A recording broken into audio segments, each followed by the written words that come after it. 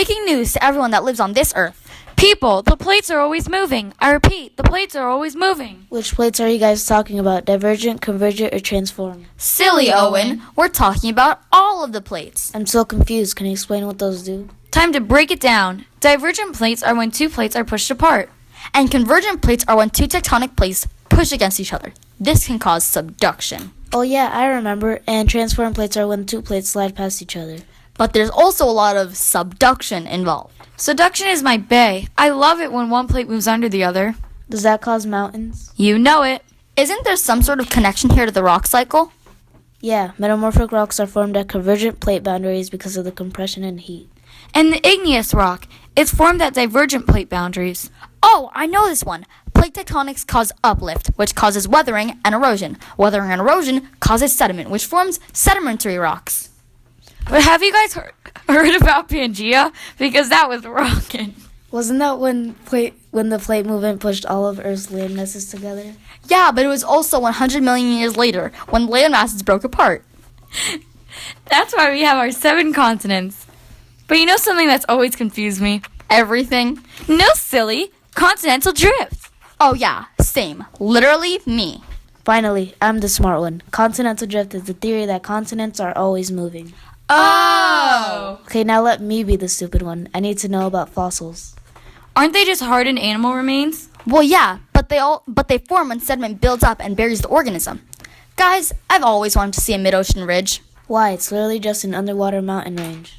I agree with Emily. I think it'd be really cool to see magma form where two tectonic plates meet. What? I didn't know magma formed. How? It's just convection currents rising the mantle under the oceanic crust. Not as cool as I thought. But you do know the theory of seafloor spreading, right? Isn't that when molten rock from the volcano pushes on top of one another and pushes over the ridge? Basically. That doesn't seem very practical. But they have evidence behind it. Yes, apparently, samples from the deep ocean floor show that overlying sediment becomes younger as it is approaching the mid-ocean ridge.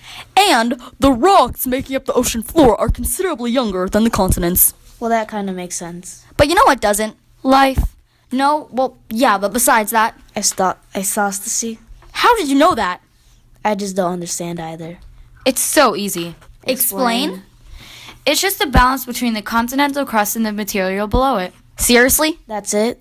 Yeah, pretty much. Whoa, teachers make that way too difficult. Like uplift. Are you kidding? What? Uplift is so easy. Then what is it? It's just the process by which Earth's surface slowly rises. Well, duh. I get that, but why? Because of increasing upward force and weight. That's what it is? Exactly. Oh, it seemed much more difficult. Okay, my turn to ask a question. How do mountains form? Well, you see, tectonic plates move. We don't have time for this. After they move, the volcanoes form. Then big volcano go boom. After the volcano erupts, mountains form. That makes way more sense. But help me understand something. Uplifted mountains. What? What's that? It's a mountain. Seriously, Emily, I don't understand. They were basically formed because of volcanic activity and earth movement. What about fault block mountains? Oh, I know this. Those are formed when Earth's crust breaks or cracks and it forces some blocks of rocks up and some down. And folded mountains? Those are the most common. They form when two plates collide and their edges crumble. Did you guys hear about the new trench coats that just came out? I haven't seen it yet, but I really want one. You're joking, right? It's called an ocean trench, and it's definitely not a trench coat. You know they're formed when one oceanic plate goes under another? Oh, well, that's not very stylish. Okay, well, today has not been a good day. First, I found out there's no new trench coats, and now my science teacher was talking about all these faults today, and she was looking right at me. I'm done. So done. Jennifer, she was talking about earthquake faults. A fault is a break in between two blocks of rock. There are different types like normal faults, reverse faults, and strike-slip faults, transform faults, and dip-slip faults. Oh, I should probably go and apologize now. My parents were talking about earthquakes and what's it like to experience them, and I'm very happy I haven't had to yet. Earthquakes occur when Earth's rocks have very powerful movements, and it creates seismic waves that travel through the Earth. Oh, yeah, and there are different types of seismic waves. There are primary waves, secondary waves, and body waves. Don't forget, they use seismic wave to locate the point on Earth's surface directly where the earthquake originated.